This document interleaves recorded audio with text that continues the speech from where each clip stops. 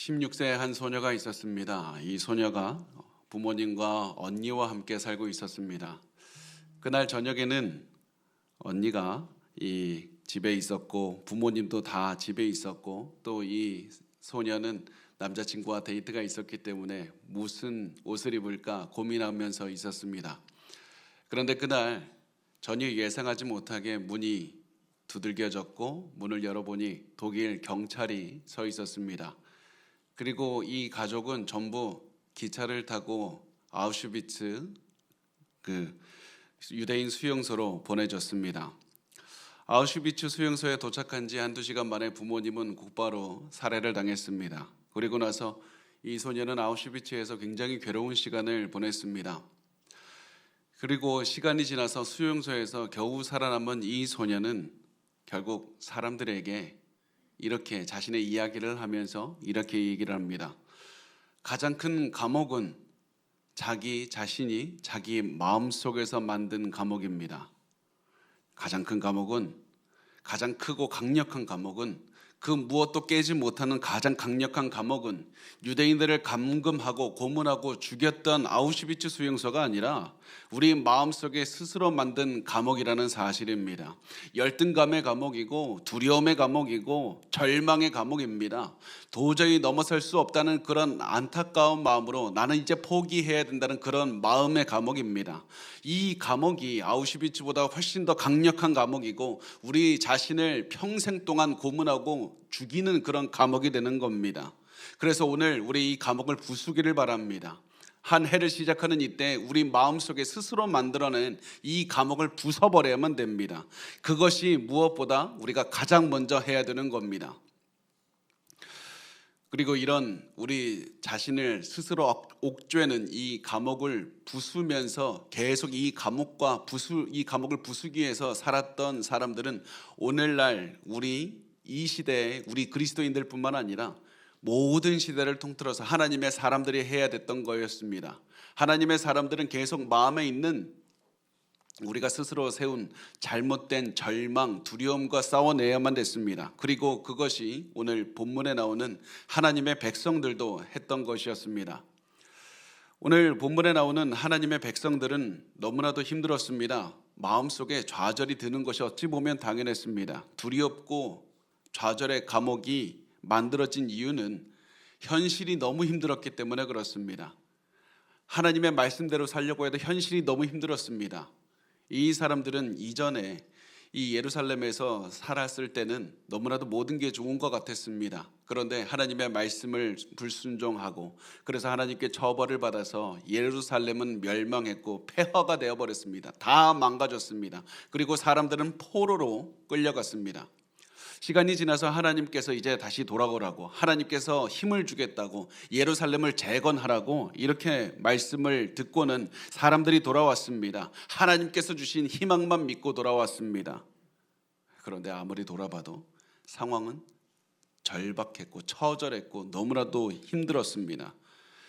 자신들이 다시 시작하기에는 이 예루살렘 성전, 자신들이 손으로 짓는 예루살렘 성전은 과거에 비해서 너무 초라했습니다. 너무 작았습니다. 과거의 영광을 회복하기에는 자신들이 하고 있는 것이 너무나도 아무것도 아닌 것처럼 너무나도 작아 보였습니다. 그래서 사람들은 낙심합니다. 이게 우리가 도대체 뭐 하고 있는 거냐? 하나님께서 우리를 버린 것은 아니냐? 우리가 이거 해서 무슨 대단한 것을 이룰 수가 있겠느냐? 과거의 영광은커녕 무엇이라도 우리가 할 수는 있겠느냐? 그들은 마음에 감옥을 지어놓고 답답해하면서 눈물을 흘리고 있었습니다. 여러분, 우리 마음속에 이런 마음, 답답한 마음 갖고 있는 분 있습니까? 새해 시작하면서 우리도 이렇게 다짐하지 않습니까? 하나님 동행하시면 다 할 수 있습니다. 하나님께서 불가능을 이겨내게 하실 것이라고 그렇게 이야기를 하면서 우리 순종하며 살려고 노력합니다. 그런데 아무리 열심히 해도 우리 환경이 변하지 않습니다. 아무리 열심히 해도 우리의 인생은 폐허와 같습니다. 다 망가져 버렸습니다. 열심히 해도 여전히 나는 초라합니다. 열심히 해도 나는 가난합니다. 열심히 해도 우리 가정은 계속해서 다 불불이 흩어져 있습니다. 주위에 아무도 없어서 외롭게 살아가고 있습니다. 내가 다시 시작하려고 해도 내 능력이 너무 작아서 이 상황을 도저히 뚫고 나갈 수가 없습니다. 하나님, 이게 도대체 뭡니까? 내가 다시 시작한다고 뭐가 변합니까? 이런 마음이 드는 것이 우리 많은 사람들의 모습일 겁니다. 이런 마음을 갖고 있는 우리, 그리고 이스라엘 백성들에게 하나님은 이 말씀을 하십니다. 6절 말씀에, 스가랴 4장 6절 말씀에 이렇게 말씀을 합니다. 그가 내게 대답하여 이르되 여호와께서 스룹바벨에게 하신 말씀이 이러하니라. 만군의 여호와께서 말씀하시되 이는 힘으로 되지 아니하며 능으로 되지 아니하고 오직 나의 영으로 되느니라. 아멘. 이는 힘으로 되지 아니하며 능으로 되지 아니하고 오직 나의 영으로 되느니라. 이 말씀이 무엇입니까? 이 말씀은 우리의 능력은 처음부터 중요하지 않았다는 겁니다. 지금 너는 너의 약한 힘과 가난함과 외로움과 좌절함과 모든 주위에 너를 도와주는 사람이 없는 것을 보고, 너가 너무나도 두려움을 가지고 있는 그런 모습을 보고, 너의 현실을 보고 좌절하지만 그것은 처음부터 중요하지 않았다. 너는 좌절할 필요가 없었다. 왜냐하면 너의 능력은 처음부터 아무런 필요가 없었기 때문이다. 너는 현실을 뛰어넘어서 불가능을 이뤄내는 힘은 너의 능력이 아니라 하나님의 능력, 하나님만이 주실 수 있다. 하나님의 영이 너의 힘과 능력을 뛰어넘어서 승리하게 하실 것이다. 하나님의 능력만이 너가 가진 전부라는 사실을 기억해야 된다. 힘으로 되지 아니하며 능력으로 되지 아니하고 오직 나의 영으로 되느니라. 이 사실을 통해서 우리에게 하나님은 외치고 계신 겁니다. 너는 절대 착각해서는 안 된다. 하나님의 능력만이 너가 가진 전부다. 너가 힘이 있고 돈이 있고 주위에 나를 돕는 사람이 있으면 희망이 있는 것 같지 않느냐? 너희 그렇게 생각할 수 있다. 나 할 수 있다고 결단하면 내가 모든 것을 이룰 수 있다. 이렇게 생각하기 쉽지만 너 잘못 생각하고 있는 것이다. 너가 동원할 수 있는 유일한 능력은 하나님의 능력밖에 없다. 앞으로 너는 하나님의 능력에 의지해서 살아야 된다. 눈에 보이는 것 말고 하나님의 능력만을 의지해서 살아야 된다. 하나님의 능력만을 의지할 때 우리는 비로소 마음의 감옥을 부숴버릴 수가 있을 것이고 새롭게 시작할 수 있는 것이고 불가능한 일을 이룰 수가 있는 겁니다. 그러면서 하나님은 성경에 쓰여진 말씀 중에 우리의 가슴을 뛰게 하는 이 말씀을 우리에게 하십니다. 4장 7절 말씀 우리 같이 읽겠습니다. 시작.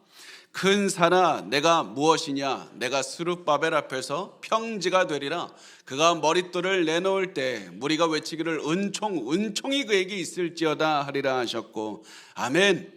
큰 산아 내가 무엇이냐? 내가 스룹바벨 앞에서 평지가 되리라. 하나님이 말씀하시는 큰 산이 뭡니까? 산과 같이, 거대한 산과 같이 거대한 장애물입니다. 우리를 대적하는 악한 세력입니다. 우리를 두렵게 만드는 사람들이고 우리를 주눅들게 만드는 거대한 환경입니다.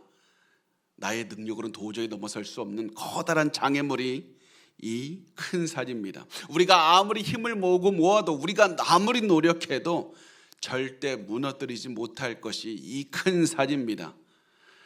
그런데 하나님께서는 우리가 하나님의 능력을 의지할 때 비로소 이 산 무너뜨릴 수 있다고 말씀을 합니다. 전능하신 하나님 앞에서는 거대한 산도 평지가 될 것이다. 우리는 거대한 산을 어떻게 하면 넘어갈까 이 고민을 하지만 하나님 앞에 서면 거대한 산도 평지를 만들으실 것이다. 하나님은 모든 장애물을 다 흩어버리시고 무너뜨리실 것이다. 아무리 너가 작다 하더라도 너가 가는 그 길을 누구도 막을 수가 없을 것이다.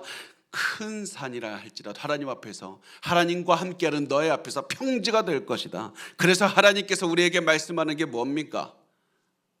가만히 있으면 된다. 이것이 아니라 힘을 내서 앞으로 가라는 겁니다. 내가 도와줄 테니 주저하지 말고, 거기에 가만히 있지 말고, 포기하지 말고, 좌절하지 말고 너에게 주어진 삶을 계속해서 살아내라는 겁니다. 하나님은 이런 하나님의 뜻을 이렇게 말씀을 합니다. 그가 머릿돌을 내놓을 때, 스룹바벨이 머릿돌을 올려놓을 때, 이 당시에는 건물이 완공을 하면 마지막에 머릿돌을 올려놓았습니다. 그래서 아무리 장애물이 커도 너가 하는 일이 능력이 없어도 스룹바벨은 예루살렘 성전 건축을 계속해야 됩니다. 그러면 언젠가 건축을 완공할 날이 올 겁니다. 그래서 그 머릿돌 둘 날이 올 거라는 겁니다. 그래서 스룹바벨이 자신에게 맡겨진 일을 계속하면 그 예루살렘 성전 건축을 완공하게 될 것이고, 그 모습을 보면서 사람들은 이렇게 외칠 겁니다. 은총, 은총, 이렇게 외칠 겁니다. 이 은총, 은총이라는 말을 우리 시대에 편하게 이렇게 바꿀 수가 있습니다. 은혜, 은혜. 사람들은 예루살렘 성전이 완공된 것을 보면서 은혜라고 외칠 겁니다. 왜 은혜라고 외칩니까? 내 능력으로 이룬 게 아니기 때문에 그렇습니다. 내가 모든 것을 이룬 게 아니라 불가능한 건축을 가능하게 했던 분은 하나님이시기 때문에 그렇습니다. 그래서 모든 일을 이룬 것은, 큰 산을 무너뜨린 것은, 불가능한 일을 가능하게 했던 것은 나의 노력, 내 환경, 내 주변 사람들이 아니라 하나님의 능력, 하나님의 은혜였다. 그래서 우리가 오늘 이 말씀을 보면서 우리 반드시 기억하시기 바랍니다. 여러분 앞에도 큰 산과 같은 장애물이 있습니까? 우리를 오랫동안 괴롭혀서 이제는 올 한 해는 내가 이것으로부터 벗어나겠다고 다짐하게 만드는 여러분 큰 산과 같은 장애물이 있습니까? 그러면 우리 그 큰 산과 같은 고난을 생각하면서 우리 스스로에게 이렇게 선포했으면 좋겠습니다. 큰 산아 내가 무엇이냐, 내가 스룹바벨 앞에서 평지가 되리라. 이 말을 여러분 우리 같이 저를 따라서 했으면 좋겠는데, 이때 스룹바벨 이름에 여러분의 이름을 넣어서 우리 같이 크게 한번 따라하겠습니다. 저는 저의 이름을 넣을 테니까 우리 한번 크게 따라하겠습니다. 큰 산아 내가 무엇이냐, 너가 윤성민 앞에서 평지가 되리라. 아멘. 우리 다시 한번 고백합니다. 큰 산아 내가 무엇이냐, 내가 윤성민 앞에서 평지가 되리라. 아멘. 이렇게 해서 우리 하나님의 능력을 믿고 다시 시작하면 됩니다. 하나님과 시작하면 우리 그 앞에 어떠한 산이라도 다 무너뜨릴 수가 있지 않습니까? 하나님만 믿고 하나님의 능력으로만 살아나면 됩니다. 산이 평지가 되는 그날을 하나님 반드시 주실 겁니다. 그런데 이 말은 이제부터 하는 모든 일이 편할 거다, 잘 될 거다, 쉬울 거다, 이런 의미는 절대 아닙니다. 여러분의 하나님의 능력을 믿고 의지한다면 모든 일이 잘 되기 시작하는 것이 아니라 여러분을 조롱하는 사람들이 올 겁니다. 환경이 여러분을 짓누를 겁니다. 그래서 여러분을 조롱하는 그 환경, 여러분을 힘들게 하는 사람들, 지금까지 두렵게 만들었던 그 사람들은 여러분 다시 일어나려고 하는 여러분을 찾아와서 짓눌러 버리려고 할 겁니다. 너가 지금까지 살아왔던 인생을 봐라, 너의 능력을 봐라, 뭐가 할 수 있겠느냐, 너가 그렇게 작은 힘으로 한다고 해서 무슨 변화가 오겠느냐, 포기해라. 아무것도 변하지 않을 것이다. 그런 말들로 여러분을 짓누르려고 하고 포기하려고 하고 무너뜨리려고 하는 사람들이 있을 겁니다. 그리고 실제로 여러분 그 말을 듣고 마음이 무너질 때가 올 겁니다. 그때는 반드시 이 말씀을 기억하시기 바랍니다. 10절 말씀 우리 같이 읽겠습니다. 시작. 작은 일의 날이라고 멸시하는 자가 누구냐, 사람들이 스룹바벨의 손에 다림줄이 있음을 보고 기뻐하리라. 이 일곱은 온 세상에 두루 다니는 여호와의 눈이니라 하니라. 아멘. 어떤 사람들이 스룹바벨이라는 그 공사가 너무 초라하다고, 너의 능력은 아무것도 없다고, 너와 함께하고 있는 사람들도 별로 없고, 너 돈도 없지 않냐, 재정도 부족하고 자원도 부족하고 아무것도 없다, 너 같은 사람이 무슨 대단한 일을 이룰 수 있을 것 같으냐, 그만둬라고 얘기를 했습니다. 그 당시에 스룹바벨을 비웃은 사람들이 있었듯이 우리도 비웃는 사람들이 있을 겁니다. 너의 꿈, 너의 능력, 너의 노력 아무것도 이룰 수 없을 것이다. 비웃는 사람들이 있을 겁니다. 그러나 하나님은 우리에게 말씀합니다. 작은 일의 날이라고 멸시하는 자가 누구냐? 하나님은 나의 작은 노력을 사용하시는 겁니다. 모든 사람이 무시하는 나의 작은 노력, 작은 힘을 사용해서 위대한 일을 이루시는 겁니다.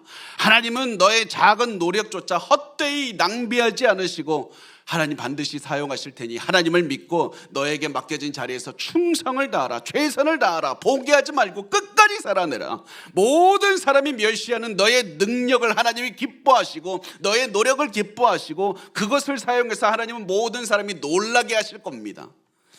하나님은 스룹바벨의 작은 능력을 사용해서 성전을 완공하게 하시고, 그리고 하나님은 우리의 능력, 우리의 노력, 우리의 눈물을 사용해서 위대한 꿈을 이루실 겁니다. 그리고 그 완성된 성전, 우리의 이루어진 성취한 그 꿈을 보면서 도저히 이룰 수 없을 것만 같던 그 모든 것들을 바라보면서 우리를 조롱하던 사람들, 우리 주변에 있던 사람들은 우리에게 찾아와서 이렇게 얘기를 할 겁니다. 이런 날이 오리라고는 상상도 하지 못했습니다. 당신이 이런 일을 이룰 수 있으리라고는 나 기대하지도 못했습니다. 그런데 이런 일들이 일어나는 이 날을 보니 너무나도 놀랍습니다. 여러분, 전지전능한 하나님이 여러분과 함께합니다. 포기하지 말고 계속해서 꿈을 꾸십시오. 계속해서 노력하십시오. 하나님께서는 우리를 통해 그 꿈 반드시 이루어 주실 겁니다. 자, 그런데 여기서 우리가 마지막으로 꼭 짚고 넘어가야 될 게 있습니다. 하나님 왜 이렇게 해주십니까? 하나님 그냥 꿈 이루어 주시면 되지 왜 우리를 통해서 이루신다고 합니까? 왜 고난 중에 우리가 좌절하지 말고 하나님을 믿고 작은 노력이라도 계속해서 하라고 하십니까? 그 이유는 하나님께서 우리를 사랑하신다는 사실을 깊게 알려주고 싶기 때문이고 우리의 가슴에 새기고 싶기 때문에 그렇습니다.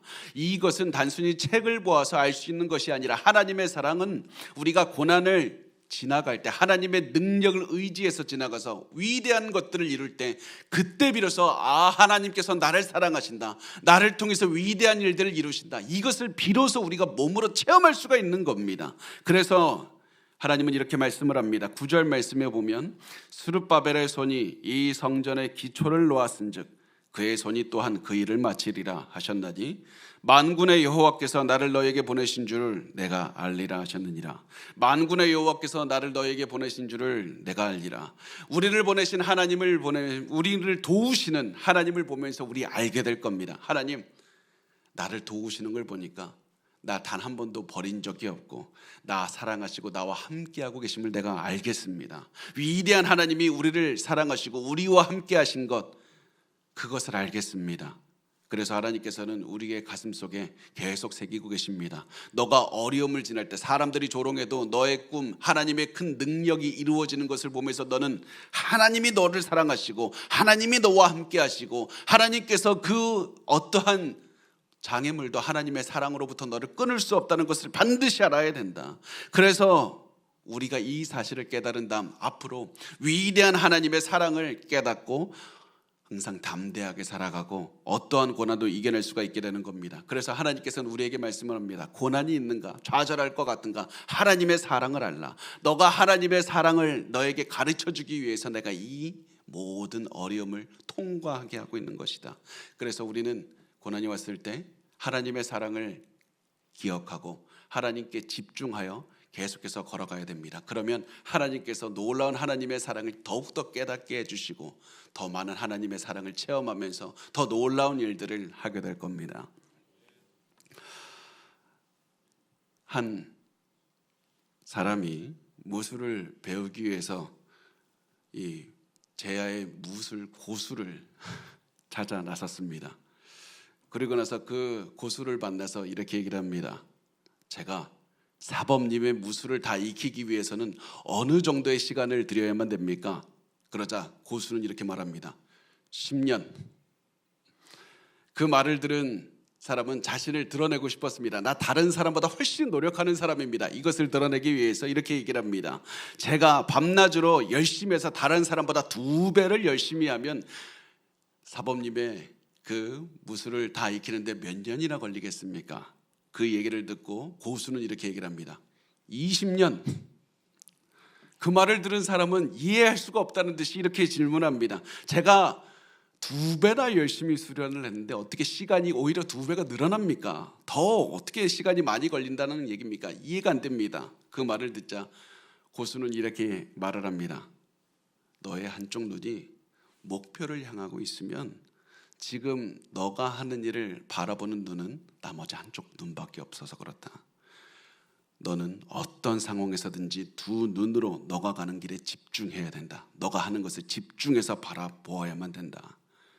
여러분, 마찬가지로 이제 2025년을 살아가는 우리가 하는 일에 집중해서 바라봐야만 됩니다.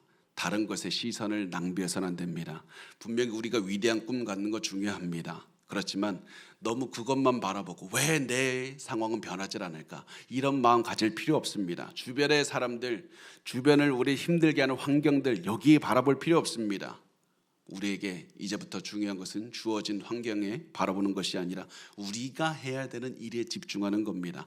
작은 힘으로 우리가 가진 모든 능력을 다해서 맡겨진 일에 최선을 다하는 겁니다. 하나님의 능력, 하나님의 사랑, 하나님의 은혜를 믿고 한 걸음씩 걸어가는 겁니다. 매일 내가 할 수 있는 작은 일들을 실천하면서 살아가는 겁니다. 그렇다면, 그렇게 산다면 어려움이 반드시 올 겁니다. 힘든 것이 올 겁니다. 그때 우리 담대하게 이렇게 외치면 됩니다. 큰 산아 내가 무엇이냐, 내가 스룹바벨 앞에서 평지가 되리라. 이 말을 외치면서 또다시 주어진 삶을 살아내시면 됩니다. 그러면 우리 2025년에 우리 가슴 속에 지은, 우리 스스로 지은 그 인생의 감옥들, 마음의 감옥들, 그거 다 부숴버릴 수 있을 것이고 위대한 꿈을 이루면서 살아갈 수 있으리라고 저는 확신합니다. 우리 그 해가, 모든 불가능을 이루어지는 해가 2025년이 될 줄 믿습니다. 우리 그런 믿음으로 오늘부터 살아내시기를 바랍니다. 하나님께서 여러분과 함께 하시고 불가능을 이뤄내실 겁니다. 우리 그 하나님을 믿으면서 올 한 해 매일매일 살아내시기를 바랍니다. 우리 같이